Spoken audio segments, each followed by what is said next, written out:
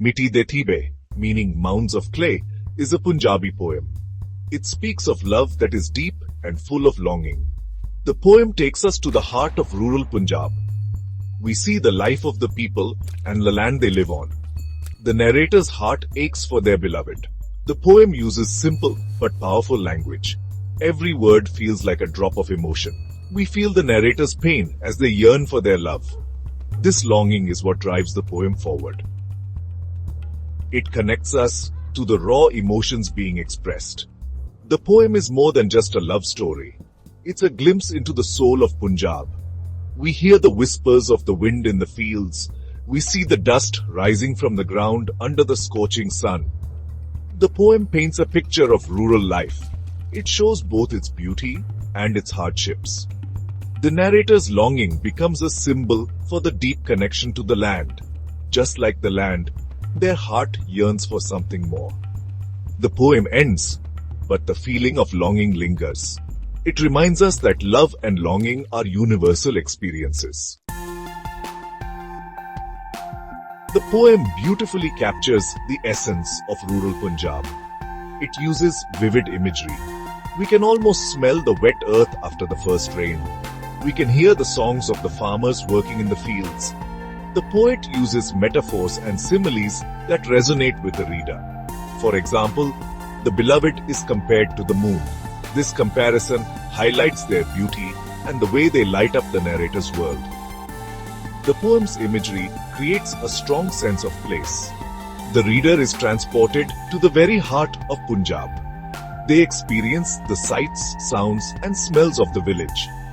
The poem's language is simple, yet evocative. This makes it easy for readers to connect with the poem's setting and characters. The poem's vivid imagery doesn't just describe the setting. It also reveals the narrator's inner world. Their longing is reflected in the descriptions of the dry, parched land. Their hope is seen in the image of the blooming mustard fields. The poet's skillful use of imagery creates an immersive experience for the reader. It allows them to connect with the poem on multiple levels. It also highlights the deep connection between the people and their land. The poem is infused with Punjabi culture.